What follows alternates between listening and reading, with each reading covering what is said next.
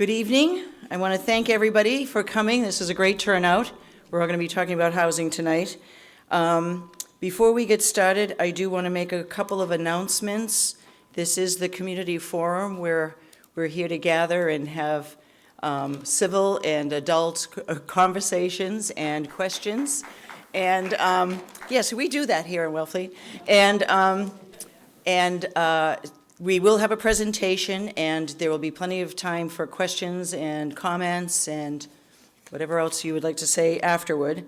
I would like to say that our next forum is going to be a pre-town meeting, and that is going to be Tuesday, April 16th at 7 o'clock, and that will be here again.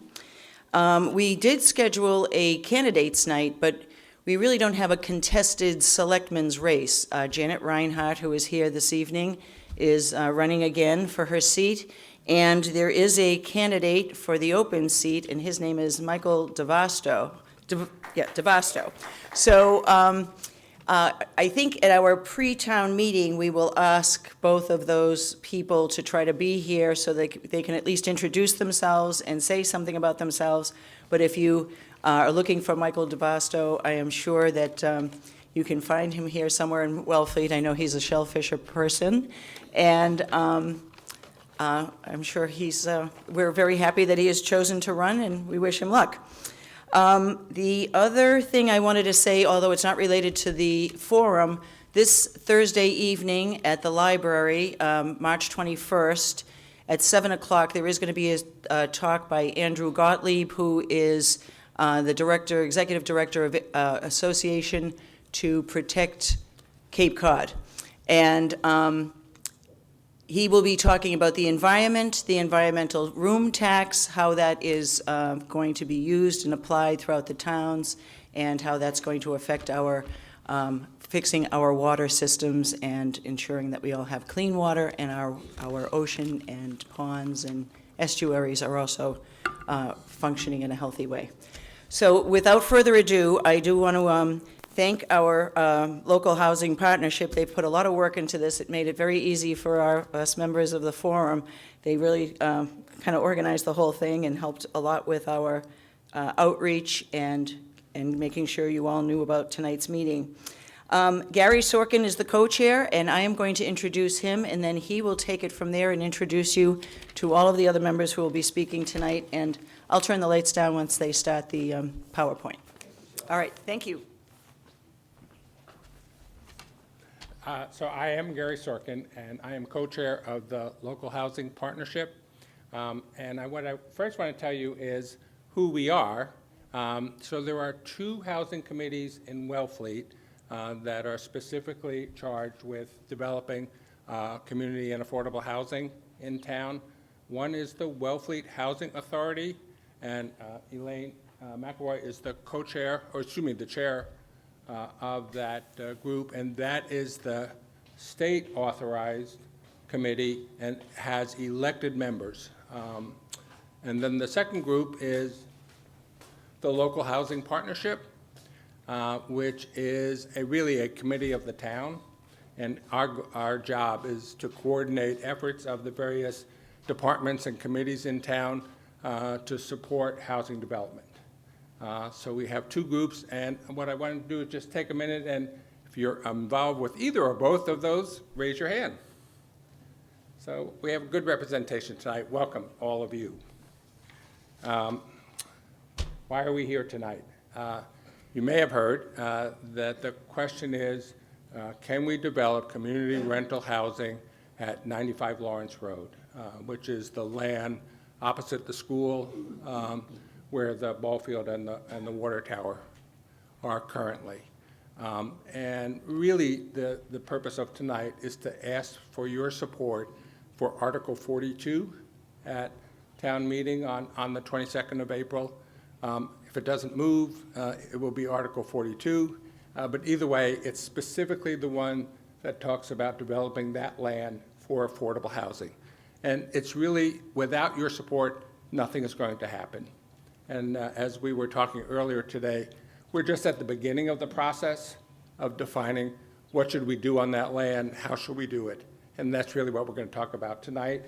But the most important thing is go vote for Article 42 on town meeting night. Thank you.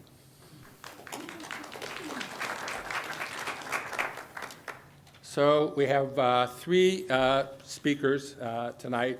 The first one is Sharon Rule Agar, and Sharon is co-chair of the Local Housing Partnership, and she has been working hard on this presentation, which really talks about why we need the housing, what our current thinking is about plans for that, as well as where do we go from here. Our next speaker is Jeff Sachs, who is here, and we're really fortunate to have Jeff with us this evening. Jeff is a well-known housing attorney, very well versed in this topic, and has a home in Wellfleet. So he's, yay.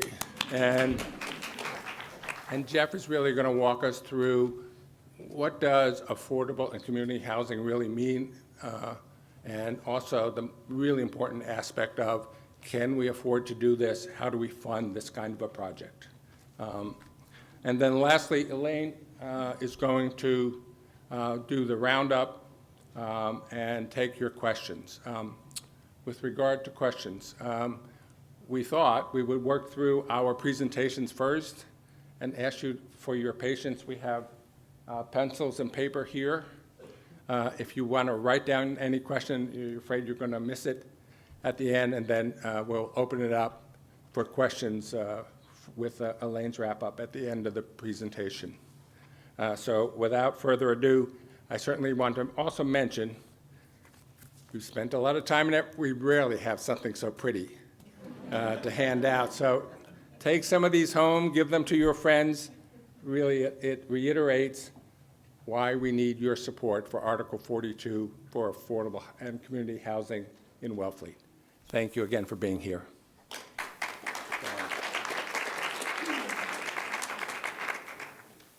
Good evening. Thank you for coming out tonight.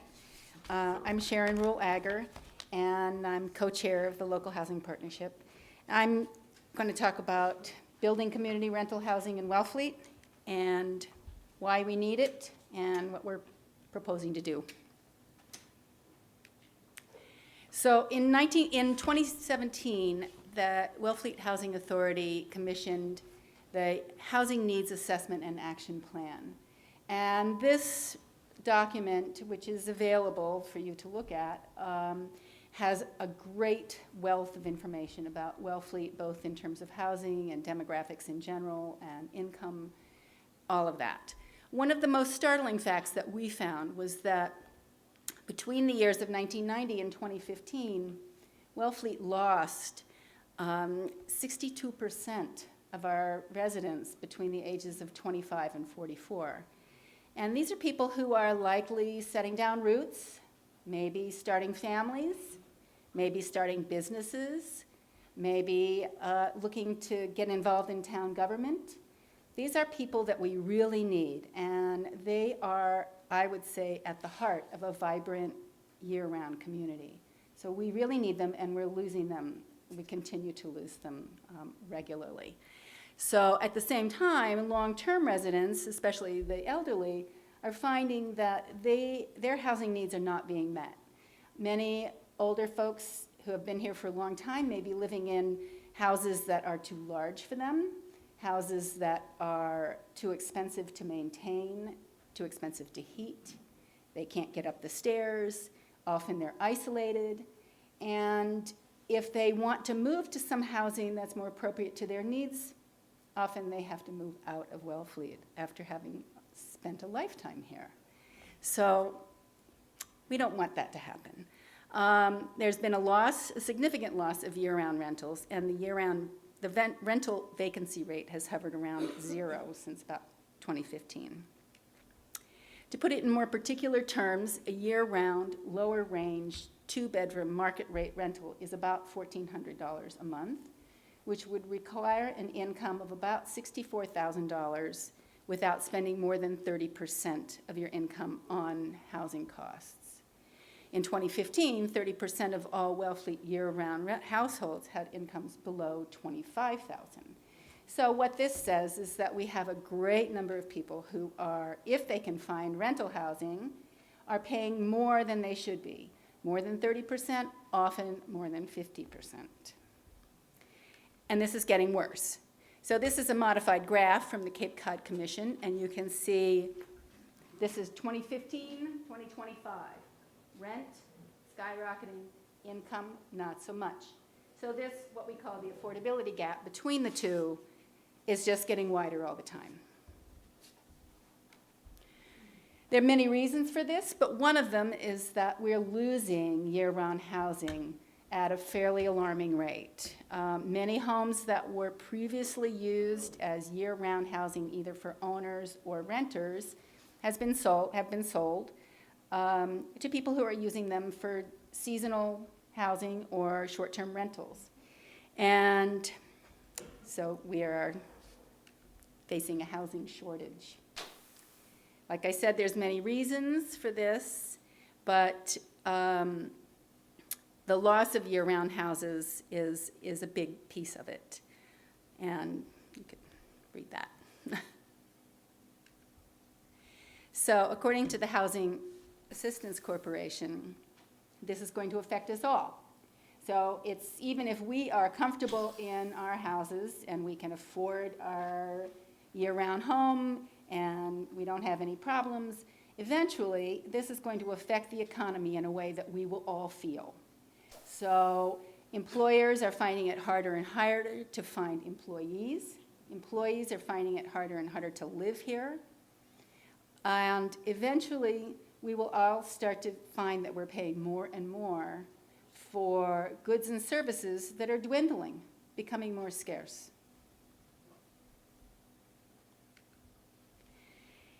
The Housing Needs Assessment and Action Plan identified that we need 60 affordable units over the next 10 years, and that 75% of these should be rental, ranging between 1 and 3 bedroom.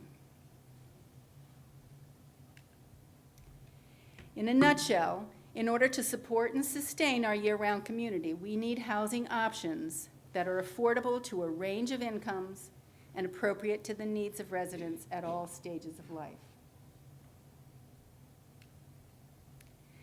So what are we doing? The Housing Authority, the Local Housing Partnership, working with the Select Board and the Town Administrator, and others, propose a development of housing on the vacant town-owned land across the street from Wellfleet Elementary School. The ball field and water tower will remain unchanged. So this is a map, obviously. Off to the left is the police and fire. Most of you know this, but just in case you don't, Route 6 is over there off to the left also. The portion that we're looking at building on is this, well, it was blue, but it's not anymore. This area here, which is about 4 acres.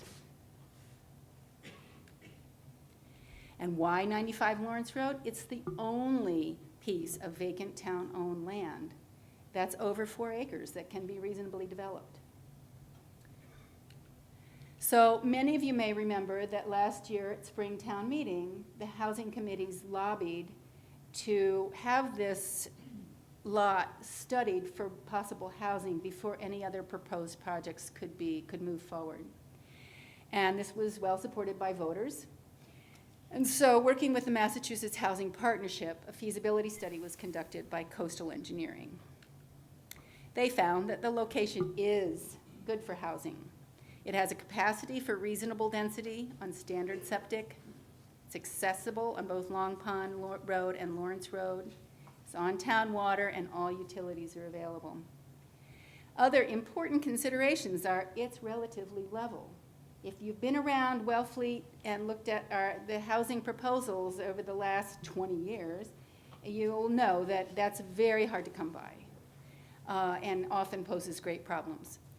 It's walking distance to the elementary school, and for public transportation in town center, you can get into town center without crossing any roads except for Lawrence Road, which is pretty unheard of in Wellfleet, honestly. So what's happening now? The Housing Authority, Local Housing Partnership, Town Administrator, and Select Board have been working together to create warrant item number 42. At least we think it's number 42, well, that could change.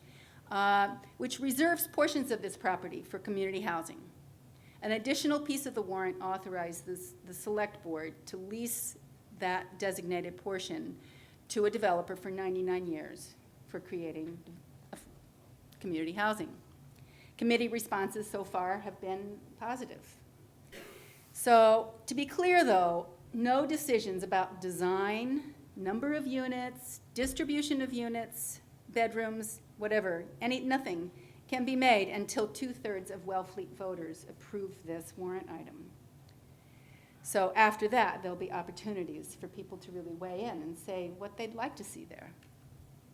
After a successful town meeting, the housing committees and others will hold a series of public sessions, visioning sessions, so that as many people as possible, as many different stakeholders and interested parties can come in and weigh in with their suggestions and thoughts and concerns. And with this information, with this input and the help of a lot of experts, a request for proposals would then be crafted, which would hopefully reflect these concerns and thoughts and suggestions. So while we cannot do any designing at this point, we do have some thoughts that are sort of guiding principles. We'd like to see a plan for a mix of sizes from 1 to 3 bedrooms and incomes ranging from low, around 30% of area median income, up to market rate, with the bulk being somewhere in the middle range. We'd like to define and meet the housing needs across lifespans. So we would like to see appropriate units for people with young children, people with teenagers, people who are retired, and people who are elderly. We'd like to see all of those things available. We'd like to work to support the housing needs of municipal employees, achieve financial viability with little or no cost to the town. The Energy Committee is raring to go to help work on this and create the most energy efficient property as possible. We'd like to see on-site management of the property. We'd like to plan for school and ball field safety, maximize local preference for Wellfletians. And at the heart of it, we'd like to achieve a right-sized design that works for residents and fits with the character of the town. So we would like to hear your questions after Mr. Sachs speaks. But if things surface later, we are accessible at wellfleetaffordablehousing@gmail.com. And if you'd like to see other things that the Wellfleet housing committees are involved in, please go to wellfleetaffordablehousing.org. We'd really like to see your support. So we hope that all of you will turn out at town meeting, and we hope that you will all vote in favor of Article number 42. Thank you.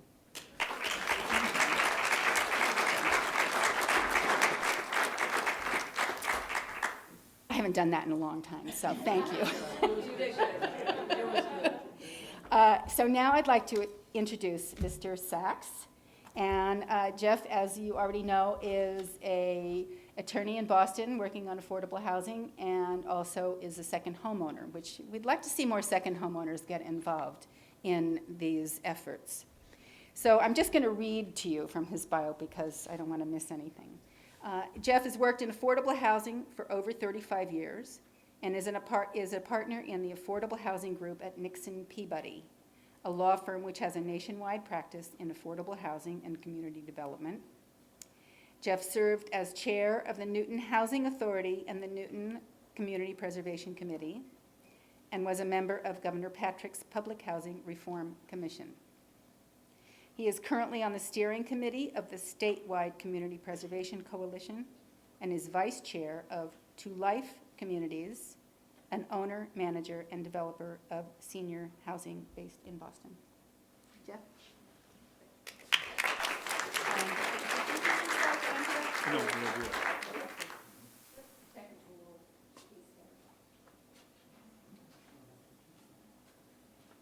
You know, I realized I was really remiss when I was introducing people, and I see Janet sitting there, and I said, this, really, the key to making this happen is the Board of Selectmen. So before Jeff stops, I just want to recognize Janet and Kathleen. Is there anybody? Helen, excuse me, Helen. Anybody else from the Board of Selectmen? But we really do appreciate all your support now and ongoing for this project. Thank you so much.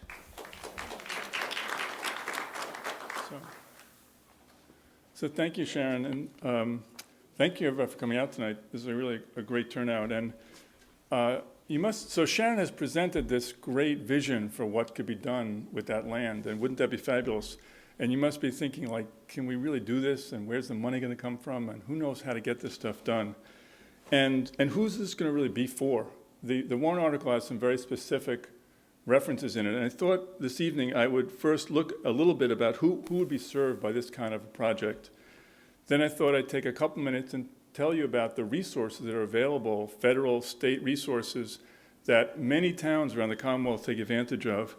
Talk a little bit about the local resources that you have that could be devoted to this, and then talk a little bit about local preferences and how those might work to make this project work. So,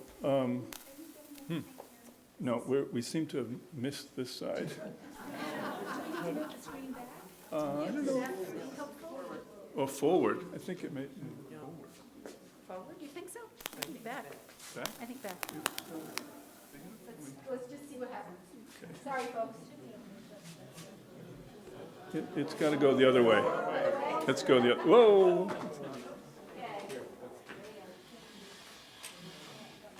Is that working? No, lost the slides. There we go. Okay. Can people? Lower the screen or? You can put the thing up.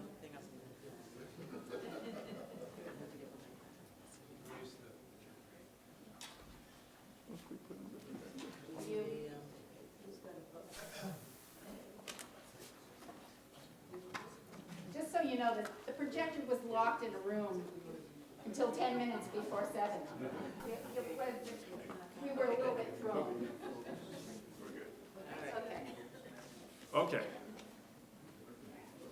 So, Yeah, the other one was better. you know, there's not small numbers here. I'm just going to point to this. These are the housing, this is the number of units that other Cape Cod communities have created and the percentage of their total housing stock that is affordable. This is Wellfleet. So, you know, can we do this here? Well, other communities are doing it besides Provincetown or Orleans. It's happening out here. It just isn't happening in Wellfleet particularly. Either speak into this, please, because it is being recorded, so Okay. we can try to do that, or I'll. Please, we're losing track here. It's a little hard to be in front of this and behind this at the same time. So, no, I'll just hold it. So what this tells you is that towns all over the Commonwealth are taking advantage of federal and state resources, and here's Wellfleet. Not that much is happening out here, but it can, and that's what this is really all about tonight. So there are state and federal resources which are competitively awarded through the Department of Housing and Community Development, and these include federal low-income housing tax credits and home funds, which come directly from the federal government to localities. These come through a competitive process, and it's important to understand how that process works, because if you move forward with this, the awarding rounds are really only once a year. And so depending on when your project is ready to apply, it could be as much as a year before you can even apply, and then another 9 or 10 months before the awards happen. So it's very important to pay attention to the funding rounds. And I think actually, starting out in April, if this is approved by town meeting in April, it's a very good time, because the funding rounds are usually open in February and March. So if this project were to move forward in April of 2019, in February or March of 2020, maybe your developer could be ready to apply for resources. And there are many different kind of resources that the state provides. There are state credits and direct state funds. And the Commonwealth just passed a big bond issue just last year to fund all these programs. So there's actually money in all these programs which could be utilized in this project. So this is just to give you a sense of the amounts of resources out there. The biggest ones are the low-income credits, and then all the way down to this community, CIPF, Community Investment, I forget what it stands for, a lot of initials. But there are many resources, both federal and state, and this type of project can really tap into all these resources. Locally, what we're here tonight is talking about is land. That's one of the most scarce resources. And if the town really wants to commit to move forward with affordable housing, getting this land ready to be developed is one of the biggest contributions the town can really make. Wellfleet has adopted the Community Preservation Act. CPA funds have done some great things in Wellfleet already, and they can be used for this type of development. And then there are also federal funds that come down to localities through Barnstable, and actually the home funds are federal funds which can be utilized for this type of project. And one thing to know in all of this, and I have another slide, maybe not. No. So this is about the funding rounds. These resources are competitive.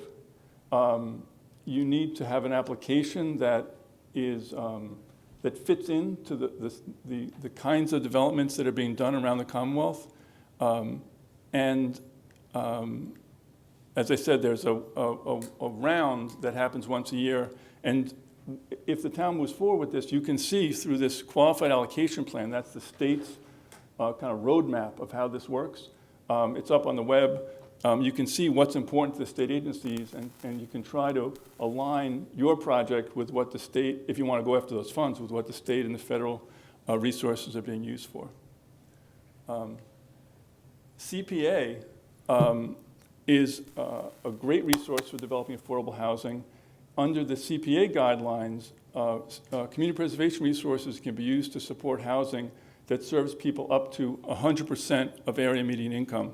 And actually, I seem to have skipped over a slide that those other programs that I was talking about serves mostly people at or below 80% of area median income, and some even below 30% of area median income. So all these programs have different types of restrictions, and the warrant article as drafted references all these different programs so that this warrant article doesn't restrict or really dictate how this housing is going to be developed. It says we want to have housing that can be affordable to a range of people, and we're going to come up with a plan, if it moves forward, to do that.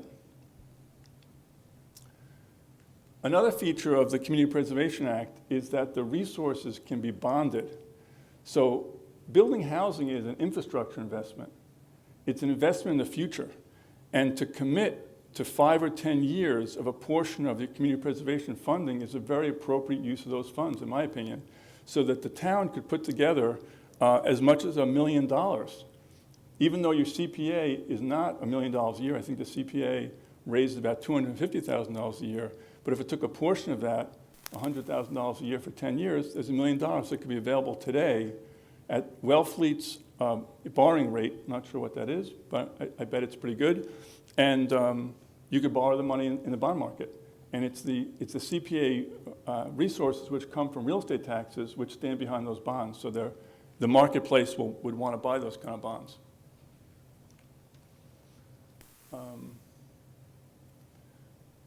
So the last thing I want to talk about is local preferences. So the fair housing laws, both state and federal, really want to make these kind of public investments available to everybody. But localities can create preferences for local residents, up to 70%, for things like current residents, employees of the town, and people who have children in the school system, though here that would be residents. And that can support local government employees, local businesses. These are the kind of people you want to be able to live in town. So what's going on right around here? These are the resources that Truro is chasing right now for their project called the Cloverleaf off of Route 6. And It's a lot of the resources that I talked about on one of the earlier slides. It's resources that are awarded mostly by the Commonwealth through tax credits, community development block grant funds, Department of Housing home funds. All these resources can come together to create the pool of resources necessary to get a project like this built. And this is happening in Eastham, this is happening in Truro. If you go back to that earlier slide, actually on the Outer Cape, there's a big blue dot over Provincetown where they've done a number of deals just like this. So this can happen here if the town wants to move forward with this. So these are just some other resources that are out there. The Community Preservation Coalition, the Massachusetts Housing Partnership, and that's my contact information. So I'd love to take questions and talk more about this. Are we all set?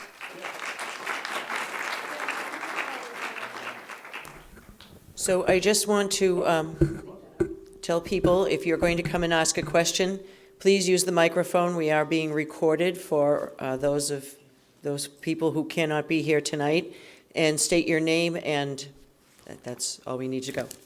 So we can take it from there. Okay. Okay. Hi, I want to thank all of you for coming to hear this presentation, and we really do hope for your support. As many speakers had said, this is just the beginning of the process. If we get your support, a lot of very hard work and due diligence will begin by the town, the housing groups, open forums, and looking at this land, its constraints, its opportunities, to try to develop something that we can all be really proud of. I don't know about you, but I certainly started my life in rental housing for many years. Is there anybody here that didn't rent at some point in their life? And right now, we have none. One of our members of our board is a realtor, and she'll say, "We have one rental this week," and we all get on the phone, and it's rented the next day, and then it's months until another rental like that comes up. So we really, this project, I think, and the planning for it will give us a good reason to come together as a town and talk about our vision for the town, not just for us, but a lot of us aren't going to be here in a generation, and we want to make sure that Wellfleet stays the incredible town that it is, with a real downtown. We have a downtown in the community because we have a density and neighborhood in downtown, and we'd like to find a way to create something similar with this project. We want to see our home health aides have a place to live. We want to see our aides in the school have a place to live. Our fire chief wants a place for firemen to live. This is what we're trying to do, and we really hope you'll support it so that the hard work to try to achieve it will begin. But we know you probably have a lot of questions. I hope you have a lot of questions, because that's really important for us to hear what you're thinking about. A lot of misinformation gets out there too, so don't hesitate to ask anything. We have some additional expertise with us tonight. Andrea Aldana from the Community Development Partnership is here. We asked her to come because we know there'll probably be some things. Jeff is a wonderful resource. We have Judy Taylor, who's been working on housing for several generations. So I hope if questions came up while you were listening, you'll ask now, or anybody want to get it started?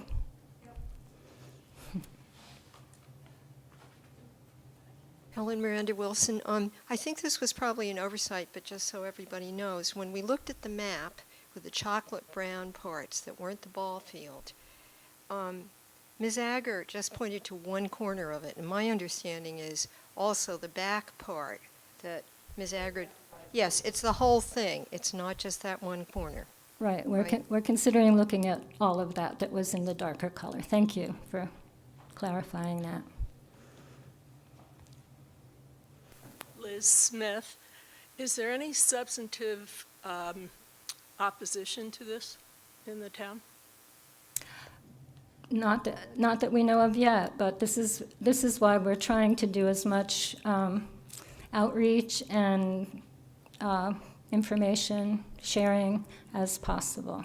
I'd also like to ask the select people why this is number 42 on the articles instead of in the beginning of all the things that we vote, because people leave as the night goes on, and I think this is so important.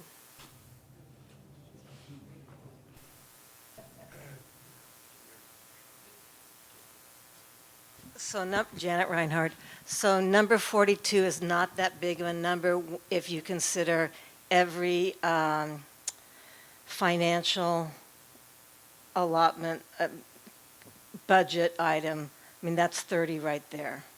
So at least, I'm sorry, I don't know the numbers, but it's not that big of a number. And it's not that big of a town meeting this year, so I don't think there's any really big controversial items yet. But yeah, it's not, they go in a certain order. Wasn't that Jackie Robinson's number too? I think it's a very good number. Very good number, and we're hoping by sharing so much information that we will allow town meeting to have a quorum at number 42 because a lot of supporters are going to come. John?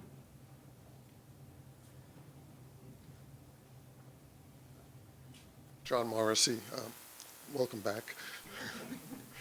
I support the project, and I'm looking at your brochure, and it says potential state funding, little or no cost to the town. I just want to be sure we're all going into this with eyes wide open. I don't know what little or no cost to the town means.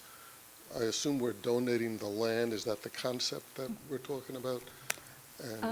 Yeah, a good question. I mean, in general, with our projects, take this one, for example, we got grant funding to do the initial feasibility study. We'll be reaching out for other potential funding. The only town money that we've put into affordable housing are community preservation funds, which are there on our taxes anyway. Ideally, once we have done our due diligence and put out the request for proposal, it becomes the developer's task to find the money, and they will, of course, ask for community preservation funds. But we can provide an amount, as Jeff said, up to $1 million without it costing any more than that little portion that's on our taxes every year. Okay, around the state, what percentage of these types of projects do taxpayers have to go and? So this is a real proposal to do 40 unit housing. Can you use the microphone, Jeff? Can you use the microphone so people listening at home will hear it too? Sorry. I don't know where the project is in terms of its applications right now, but the town of Truro has adopted this pro forma, this set of resources to get this project done. So this is a federal resource. This is a state and federal resource. This is a state resource, this is a state resource. This is some sort of local, not sure what that is exactly. And the project itself will have rent, so the rent can carry some debt. So, and this says Barnstable Home, CPC, and Truro of $700,000. So the CPC portion is, and these are probably the local resources, CPC and Truro, and Barnstable Home is a federal resource that comes through the locality. So this is $12.1 million, and the town is putting in about $600,000 to $700,000 maybe to make this 40-unit project happen. So that's roughly 5% of the total cost, 600,000 of Yeah. 12 million. Yeah. And is this typical? Yes. I mean, this is a real project. I didn't make this up. Oh, no, I got Yeah. that, but there's a And lot I of think around if the you state. went- I don't know. I mean, I this think is if you just went one. to Eastham on that, on the Penrose project, it would look something just like this. This is a very typical way these kinds of projects are done today by cities and towns. Okay, so, and again, like I said, I support the project. I just, you won question, so I just want to be sure that I'm at this stage, we're going in with eyes wide open. Your concept right now, as I understand what you're saying, is that you don't plan on coming back to town meeting to support a bond or a debt or a grant. Well, not, I mean, I don't vote at town meeting, so I'm not going to bring anything to town meeting. But You should come, it's fun. one of the things, I've been to town meeting. One of the things I was talking about was bonding the CPA money. So that's not a debt exclusion, it's not a 2.5 override. It's using your existing resources that you've already agreed to commit in a different way. So that would be a bond issue by the town, but it wouldn't be a new tax on anybody. Okay. And monies that are, this is a capital outlay and bonds are paid back through rent, usually through the developer, is that the way that Well, no, works? this bond, if the town would have bond, it's No, I community- got that. Yeah. But you spoke about rent-supported payments. Oh, yeah, going that's towards- this permanent mortgage. $4.7 million will be paid back from rent Okay, in that project. okay. And typically, does the town backstop that if the No. rent doesn't cover No. it? No, that's on the developer? Is that the way the project works? Yeah. And that's the developer, well, you can't really see on here. Well, there it is. That there's $1.3 million down there. That's reserves, overhead, and some other things, and a developer fee. So the developer's getting paid to make sure this project works right. That's where they're making money. Okay. So, That's and the whole this thing. concept is that This this is overview. going to be privately owned and the town is out of the management of it? Or does the town own the project and have to paint it 10 years from now and that type of thing? So, I can keep talking if you want. You want to say something? No, keep going. My concept would be that the town should create the vision for what it wants in this project, and then find a great developer to build it, own it, and run it. So that the town, through its lease, would make sure that the developer is living up to their obligations, but the town would not be obligated to do any of that. Okay. And is that typical of these types of projects around the Yeah, state? yeah. And I don't know that much about this Cloverleaf development, but I think that's what they're doing there, and certainly in Provincetown, the various public-private partnerships that have happened have worked that way. Well, thanks. I'm really glad that you're here. You have a lot more experience than I do in something like this. Do some towns run into problems? And if so, what problems would that be in the future? Potential problems. Towns always run into problems. Real estate development is a very complex, long-term effort. I think, and you don't know really how it's going to work. I mean, this project, if things go well, this project won't be in the ground till 3 years from now. We could be in a whole different economic cycle. We're going to be in a whole different political cycle. If you read the newspapers about President Trump's budget, some of these resources will be disappearing under his budget.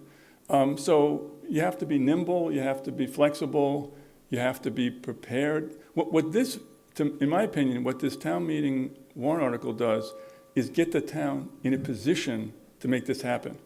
Over what timeline that'll happen and what will go wrong along the way, I can't say. If things go well, 3, 4 years from now, there could be families living up there. Okay, that's great. And again, I'm just picking your brain a little Sure. bit because you have experience around the state.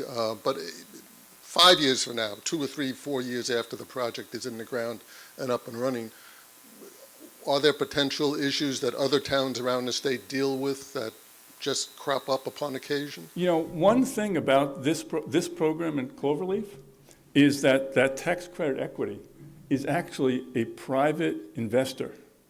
It might be Bank of America, and they underwrite the hell out of these projects because they do not want that project to fail. Because it fails, they lose their investment and they don't get the benefit that they're paying for. And so one really good thing about using tax credits, if that's the direction the town goes in, or the developer goes in with this, is that there's a third party, a private party, who's really interested in making this project work for 15 years at least. And that, in the tax credit program nationally, the projects look pretty good and work pretty well. And that's a real benefit to using the tax credit. Thank you. Manny Smith. I'm very interested and do support this project. I want to be sure I understand. Would this be owned by the developer? And the reason I ask that is that no one has mentioned yet, but if that's 4 acres of land and dozens perhaps of units, does this create tax revenue for the town of Wellfleet? And is that paid by the developer who owns it, or how does that work? It could be a significant amount of property tax revenue, and I don't understand how that would work. Thank you. I'll defer to Jeff on the tax question, but can I clarify one thing? The land is going to be owned by the town. There's no transfer of land in this proposal. That actually goes to why it's 42. It was originally perceived as the housing authority having the land and then developing it, but the town is going to retain ownership of the land. The thought is that, like many other projects, including the one in Eastham, and I believe in Cloverleaf may work the same way, is that the town will retain ownership of that land and will issue a lease, a long-term lease, generally 99 years, to the developer.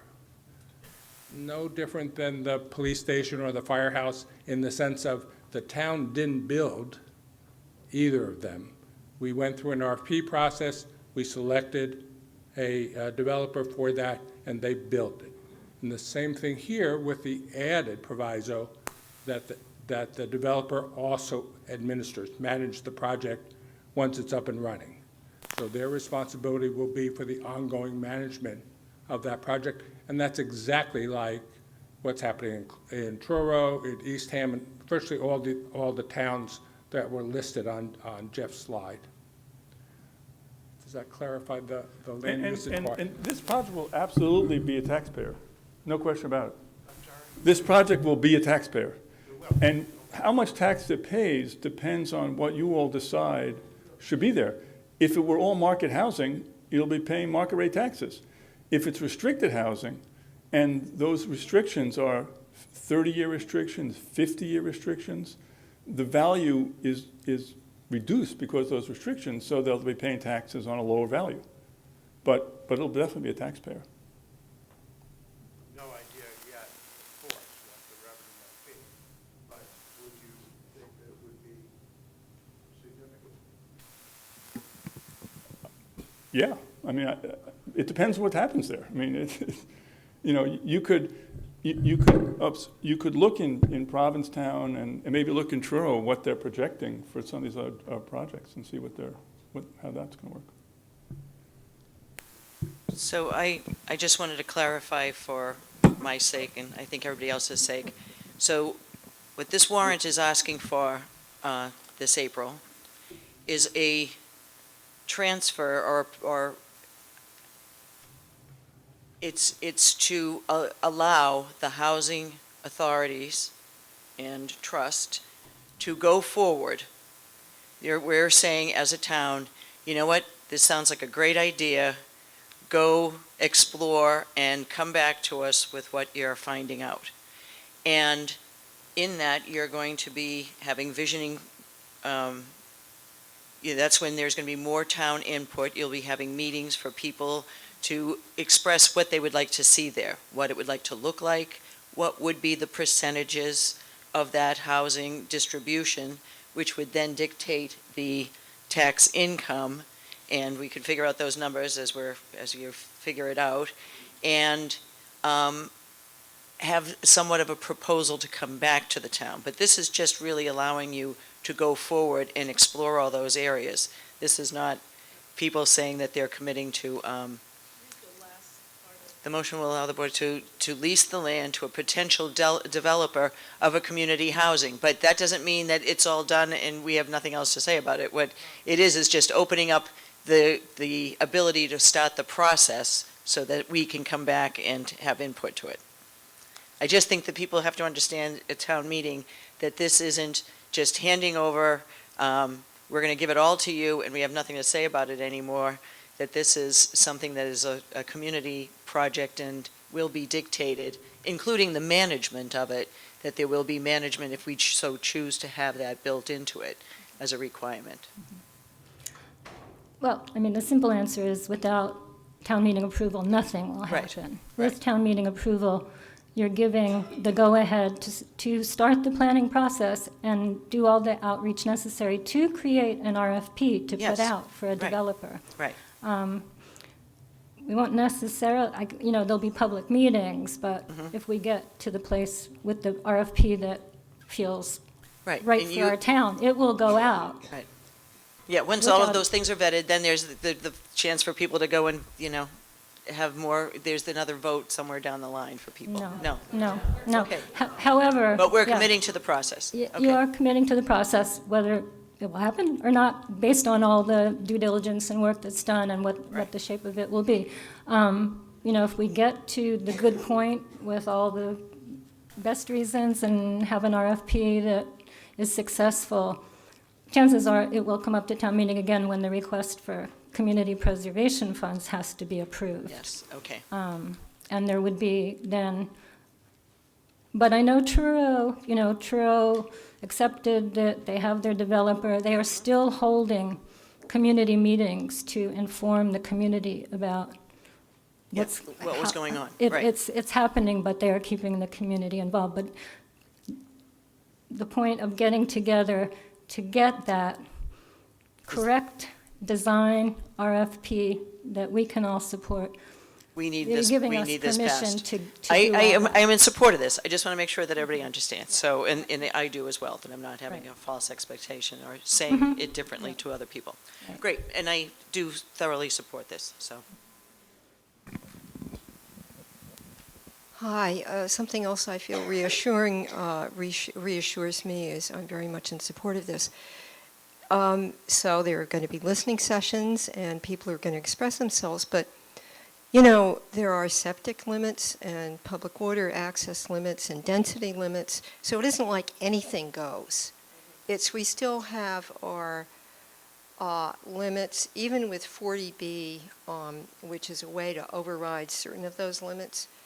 The water and the septic limits really will keep it from being a fantasy. You see what I mean? It's going to be based on what can really happen on that lot. And as I understand the warrant article, this will not come back to town meeting again. But I would also say that the state is very unlikely to put resources into this project unless the town is putting resources in. And so the CPA is really critical, and the CPA could actually move ahead of all these other cycles so that Right. even the next town meeting could potentially have a CPA vote, so that this project itself will have a chance to be voted on at town meeting. It won't be this disposition, but without the CPA support, I don't think the project would be able to advance. This is our opportunity to really commit, and then to commit those funds going forward, because that does send a signal to the state and federal government that we're in, and we want you to be in on this with us. So I think that's great, and all right, I'll handle this from now, I guess. Thanks, Sheila. I'm Ed Miller. If this project goes forward at the scale of, say, 40 to 45 units or something like that, which is what it appears to be, would it require any changes in Wellfleet's zoning bylaws? No, it wouldn't. But we really hate to throw those numbers out right now because there's a lot of planning to do to find out what the right number on that land is. But even at that figure in the report, it wouldn't require any changes. There's, it wouldn't even necessarily require 40B, but it could be helpful to do it that way. And I just wanted to respond. I think this is only, this article is only enabling. So there's much work that has to be done that everyone is sort of talking about. And probably at the top of that list is the engineering work that probably the Board of Selectmen will require a study that says, I see the water guys coming up here to talk about it, but water and traffic and access and density and all of the septic and all of the things that will go into setting the parameters for this project, and none of that is done yet. So any speculation about size or density or where it's going to be located is really premature. And all this is to say, let's commit to looking at it now if we pass this article at town meeting. I also wanted to tell you that the CPA money comes to housing now on a regular basis. You know, $100,000 to $200,000 a year is going to support housing. So it's really no increase in the CPA funds. It's just that if we commit to it over a 5 or 10 year period, we can leverage that money so that we can get a better return by bonding. And that's really what Jeff was talking about. So it's really no increase in the amount of money that we're putting in now to housing, but it's using it more effectively. I'm sorry. Hi, my name is Jim Hood. I'm Chair of the Board of Water Commissioners here in Wellfleet. And I just wanted to comment on the issue of the water for this.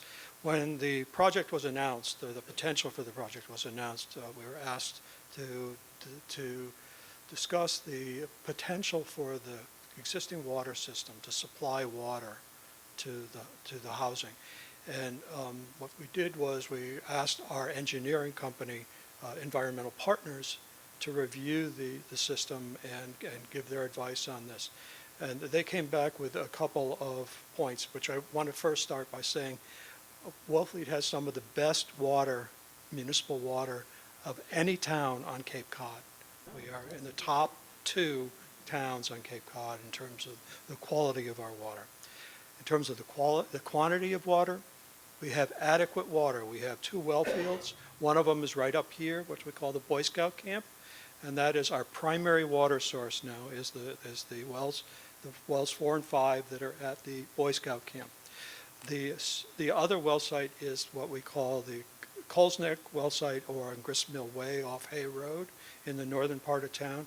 And that is the wells, those are the wells that went in back in the 90s to supply water for Coles Neck and the houses that were out there that were impacted by the transfer station and contamination from the transfer station. The major issue for us now with respect to the water system is not the quantity of water that's available, it's how we get it to the areas of the town that it's needed. The Boy Scout camp wells are fine.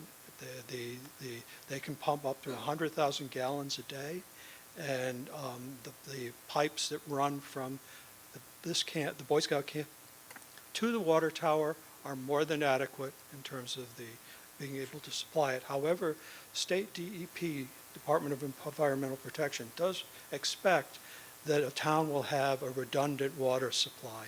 And in our case, our redundant water supply are the wells at the Coles Neck site. And those wells are reliant on a 4-inch water main that was put in back in the 90s. The capacity of that line is much reduced compared to what we can get from the well here. I'm not saying that there's any problem with the wells here at the Boy Scout campsite. However, the expectation from the Department of Environmental Protection is that your redundant supply will be able to supply at the rates that you would normally experience. Right now, we experience about our average rate per day is about 32,000 gallons per day for the system, and we've gone up as far as 85,000 gallons during the peak demand in summer months. But the limitation on the Coles Neck well site, the 4-inch main, it would be limited to 42,000 gallons maximum per day. And we would easily approach that with, if the Boy Scout camp well were to fail for whatever reason. So I'm just raising this. It's not insurmountable, but it may mean that we are going to need to look at when can we get that water main replaced at the Coles Neck site. It's been an issue for us since it went in, and particularly over the last several years. It also impacts on our ability for fire protection in that section of town. We have hydrants out there, but they can't be used because they can't draw water, sufficient water through the water main there without damaging the pipes. So I'm just raising this as something that will need to be addressed. The Board of Water Commissioners is fully supportive of the housing project. We've reviewed this, discussed it, and we feel that it's really important, and we look forward to being able to provide water to housing at that site. So that's really just an illustration of one of a long list of things we will have to look into.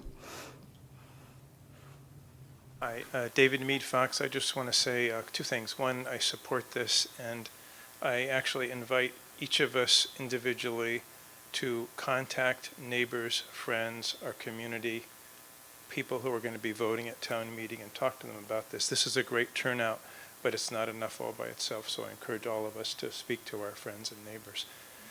Secondly, this may be a really tough question, but I'm thinking about the nimbleness that, Jeff, you mentioned, because other than saying we want to be nimble, I totally get that it's required with the passage of time and changing conditions.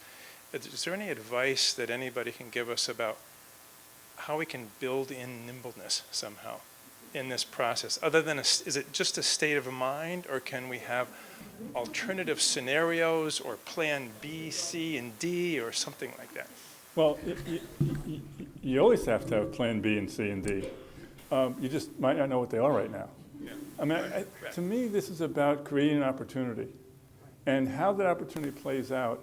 Look, in my town, in Newton, we identified the site that was municipally owned that was the easiest site in town to develop. It was a parking lot that no one parked in a village center. It was the perfect site to do housing. 15 years later, that project is just getting finished now. So, you know, we got a couple of business cycles, a couple of lawsuits, and there we are. But the town stuck to it, you know, took 15 years. Well worth it, I think. I'm not saying this is going to take 15 years. I really hope it doesn't, but you just don't know. And I do know if the town meeting doesn't vote for this, there will be no opportunity to do housing here.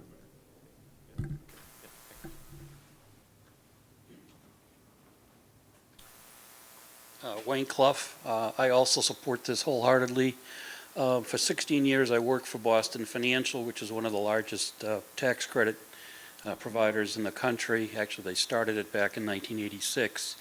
And I would say that time is of the essence for two reasons. One, because the tax credit market is changing a bit now with the new tax laws. They aren't quite as attractive as they used to be for Bank of America and other folks, but it's still a very valuable tool, but the value of them is going down a little bit. So the sooner we do this, the better. Secondarily, the cost of construction, as we've evidenced, I'm in that business also. And as we had evidence from P-Town, they, I think, had almost a 50% change from the initial bids to the final bids for their police station. That was only in a few years. So, in addition, I worked on the Kingston Affordable Housing Board, and what we did there to expedite the process for developers, so they know that the money the town was going to provide was there, is in advance we transferred money in from the CPC to a trust that the board controlled, and there was a whole set of documentation, excuse me, which I can get for you, that'll set out the guidelines which the board could spend the money without having to go back to town meeting.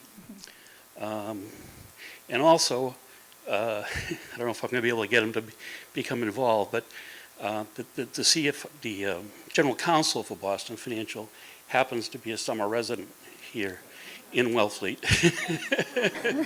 And he's been general counsel there since 1984, and he's probably closed, 2,000 or 3,000 housing deals. So I think he might be able to be helpful since he's right up here in Boston. So Give us your contact information before you leave.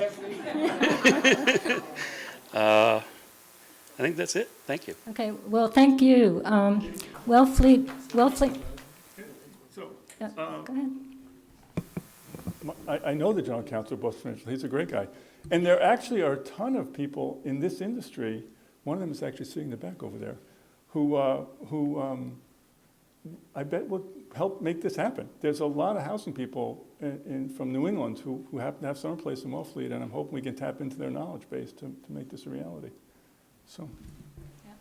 Yeah, we have really discovered so much expertise. And just real quick, Kathleen, I want to say that Wellfleet does have an affordable housing trust, and every year at town meeting we have asked for some community preservation money to be transferred into it. We are asking again this year. That's another one of the articles on the warrant. And recently, with that trust money, we carried out our 5th buy down. So a young family in town has just purchased their first home with a $150,000 grant from the trust fund. And we just funded our first down payment assistance for another young family that was able to find a house reasonably priced in Wellfleet and made use of this $20,000. So the trust is a great vehicle. We've had some really generous donations from local organizations and private individuals to it, but the CPA money is the big ticket item in that. So you're absolutely right. Kathleen Bacon, I just want to say a few things about this with regard to time. The Housing Authority and the Housing Partnership moved very quickly to get the feasibility study done on this property. That could have dragged on for another year, and it didn't. And when the feasibility study came back and said, wow, this is a good property to build on, so this is the next step in the process. But it's you know, it's a step process, and I worry that, you know, another year goes by and we see sustainable community slip away in Wellfleet, another family leave. So your support on this is critical, and it's critical that we, you know, work as hard as we can to move this forward within a reasonable time frame. But my largest point that I want to make here tonight is with the Housing Authority and the local housing partnership, who've worked really hard on this project. I'd like you to give it all up for them. Thank you.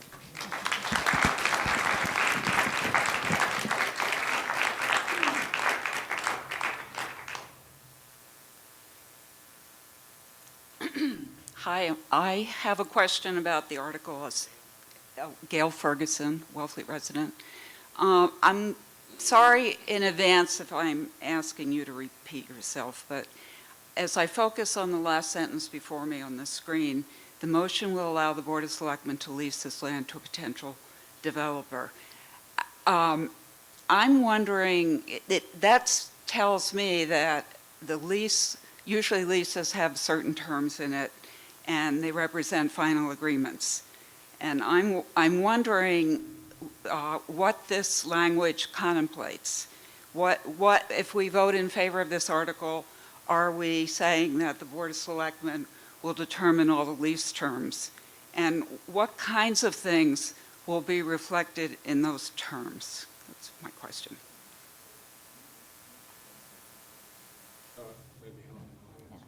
Yeah, so I was on the select board back in the day when the town did a similar thing, which is we lease the Preservation Hall.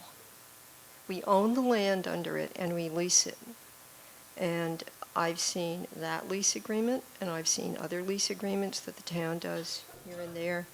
They are so detailed, and they are so based on not mistreating the situation for the benefit of the person who's leasing it, using the land for the benefit, you know, of the people in the town, that it's excruciating, the detail. So it's common for select boards to think very carefully and to work with lawyers and to work with the housing groups to make sure that that happens. It's not just like, oh, okay, let's do it. It's excruciatingly careful. There's basically two ways to do it. We could either give the land to the developer or lease it. And I think we felt in this situation when we have great cooperation from the town with the housing groups, with public input. This was a choice that was made, and it's one of two possible ways to do it. There might be 3 or 4, I don't know. That's a question we're writing down, though, for more research. Jeff, it's fairly standard for the town to lease, or the municipality to lease the land, isn't it? One of the groups that's actually been working in Wellfleet is a group called the Massachusetts Housing Partnership, and they actually provided a bunch of these slides for me. And they have been working for over 30 years.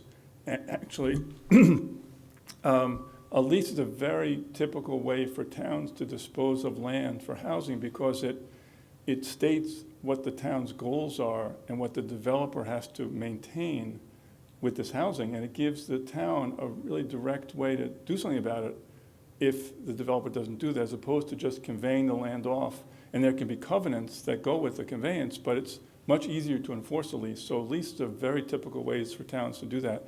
And on the web, at the Mass Housing Partnership website, you'll find a lease that they have put together, actually helped draft that lease.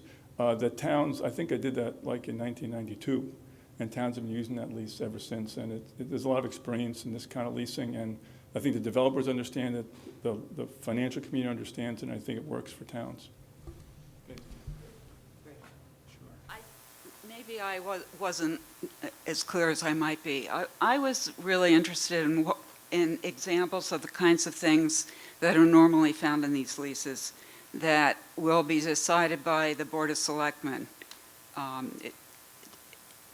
If we're giving our permission for the Board of Selectmen to proceed to enter into a lease with a potential developer, what kinds of things can we expect will be in that lease and will be decided by the Board of Selectmen?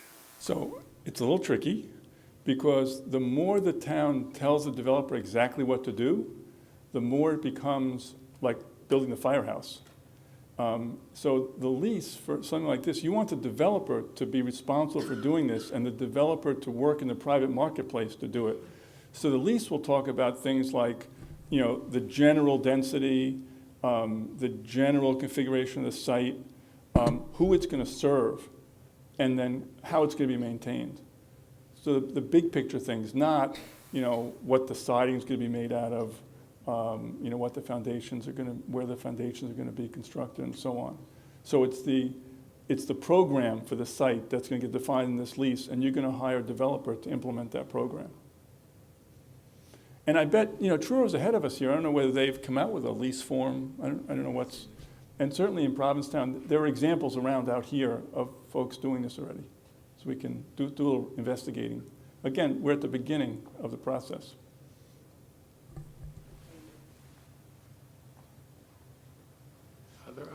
Yes, John. I just want to make a couple general points that it's so important that we come out on town meeting and get Article 42 done, because this could be a game changer for this community. I mean, you start in Provincetown and drive down the Outer Cape. Provincetown's got a number of really nice units. Truro is ahead of us with fairly well-developed units. Eastham's got a project going. We've got piddly shit. And this is a blight on our town, that we are the worst for housing. And I think everyone here supports it, but what we have to remember is we don't have a lot of time on this. We have to move quickly.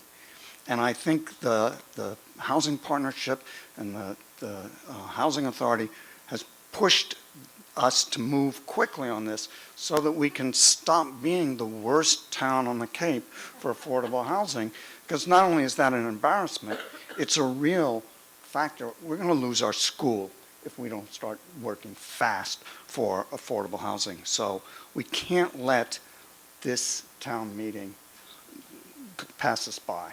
We have to be there, we have to push this, and we have to get all our friends out, make sure all our friends, and the more people come out and vote for it, the more people feel ownership in it, and that will give it a momentum, and we have to have that momentum. So get your friends out. Unless you're against it, then stay home. Thank you, John. I want to share with you a statistic that Elaine told me. I don't want to embarrass her, but she said when her kids were little, there were 250 kids in the school. 210 210? or 12. And that today, I think everybody knows that we are struggling at or around the 100-kid mark. And if we don't do something, there's only one way that's trending from here. So it really is critical to the vitality of the town for us to do this. It's maybe the most important thing we've undertaken. We'd have a good police station, whether we built a new one or not. But if we don't do this, we won't have a good family place. So my name is Kathy Smola, and Elaine asked if I'd show up tonight, and I wasn't sure I'd speak, but I never thought I'd be sitting in front of an affordable housing forum because I'm a professional, not your typical statistic of what would end up, or what I thought would end up in affordable housing. But thanks to WHA, I got my life together after having to deal with some really hard stuff and health issues and these kinds of things you hear about. Like, now I know that it's not a typical demographic. It's young families just trying to make it, working 2 or 3 jobs. I'm a teacher. I see it in the schools. I see it in the market. And it breaks my heart. And there are elderly people that are going to be looking for housing. And I wrote a really big, long thing, and I'm not going to go there tonight. But I'll just tell you that now that I have secure housing, I go to sleep every night and say thank you. I don't want other people to go through what I've been through and what other people have been through. And we are going to lose our infrastructure here. This is not, or should I say, this is an aging population. We need people to take care of us, honestly. We need people to teach us. We need our first responders. And every night I say thank you to WHA and lots of other different organizations and friends and family that put me up when I didn't have housing. And in my Christmas card this year, I shared it with Judy and Elaine. I sent out a little picture with me in front of my house on Gull Pond. And in the quote, it said, "There's no place like home. Here's my new address."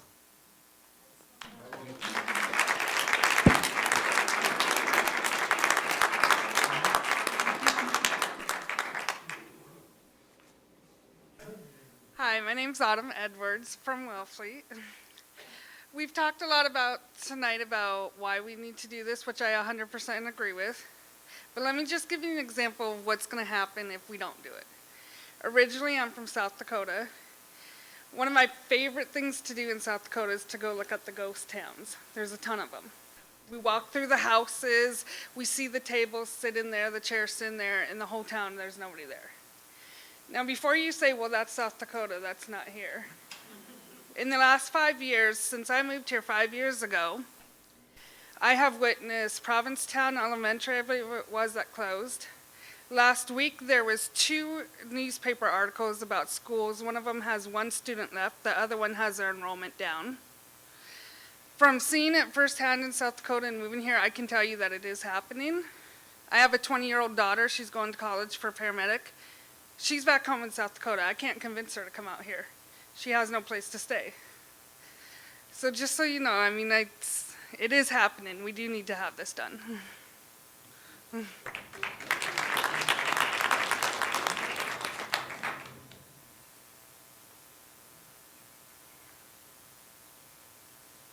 So I want to talk to everybody rather than having my back to them. In the last 2 years or so, the Community Development Partnership has been putting on these wonderful seminars, classes. They're hard. You stay there like 4 hours every night and go every week. And I'm gonna just roughly say 16 to 20 Wellfletians have been going to these. The idea of affordable housing has changed greatly from 20, 30 years ago. As you can see with this, we have some Orleans people here. As you can see from this presentation, we also want to get rid of the term affordable housing. It's community housing. It is not, I got to be politically correct, but it's just not like rows of apartments that are like ripping down trees and tearing up the land and lots of parking spaces. You know, we don't know how this will be developed yet. The developer needs the leeway to develop something nice, but you can drive around the Cape and there are really a lot of new housing developments that are really quite nice. There's green space. They try to give them more individual apartments or individual homes. And we really have to change our idea of what community housing looks like and who needs it, you know. So this is going to be well done, right? Yeah, it's going to be very well done. We're going to be proud of it.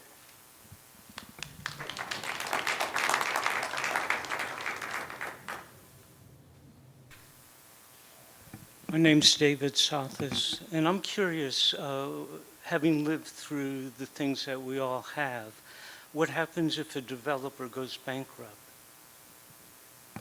I'll defer to Jeff on this. Pardon? I'll defer to the attorney on this. Well, you plan for that not to happen. There's two times that you really need to worry about in these projects. One is getting the thing built, and then is having it run. And the getting it built part, as I said, if this is a tax credit deal with private investors in it, they're going to underwrite the deal in a way to hopefully make sure that it can get successfully built. And in my experience, once these deals start, once they get under construction, the construction gets finished, so the thing will get built. Developers do go out of business. I mean, things go badly in projects. And the lease will actually give the town some important hooks in this project, because there will be covenants in the lease that will have promises from the developer as to how this project is going to get maintained. And there will be a lot of stakeholders. You know, you go back, and it's the stakeholders that really can make a difference. Let me just go back for 1 second. You know, all these different parties care about this project. In addition to the town, you know, there's the investor on the tax credit, there's the Commonwealth of Massachusetts, there might be other mass housing they're proposing, that's another state agency, all of which have invested in this project, and they're going to care about it running well. And so it's a partnership.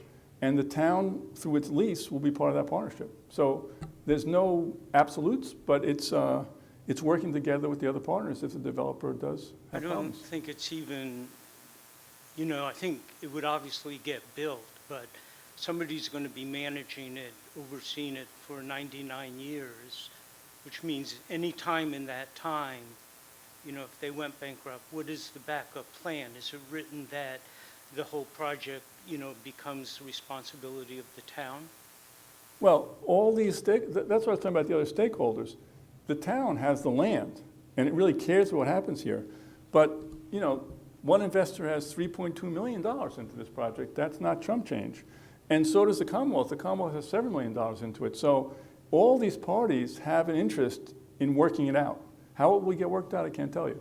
Right.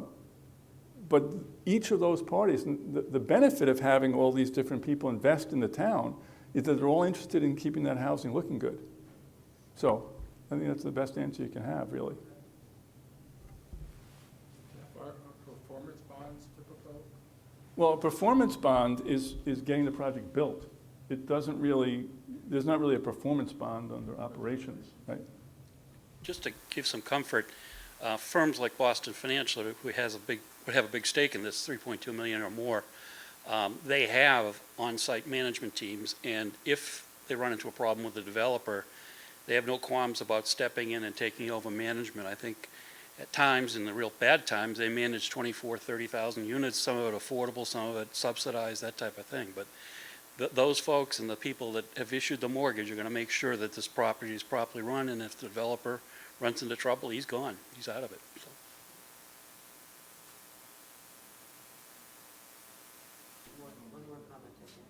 I'm sorry, just to go off of what she said, the affordable housing, it is nice in Wellfleet. I am from South Dakota, like I said, but I've lived in Chicago, I've lived in Mississippi, and then I've lived in Florida. And to tell you the truth, I live in affordable housing here. I live in Fred Bell Way, just down the road. And I will tell you, that is the nicest housing complex I have ever seen. I actually feel safe to walk around at night, which is a change for me.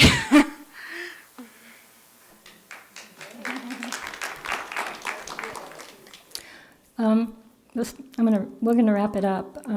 This morning I was reading something about climate change and how we have to change the way we talk about it. And I feel a lot of that same thing applies to affordable housing. We didn't talk about people quite enough tonight, as much as we have to.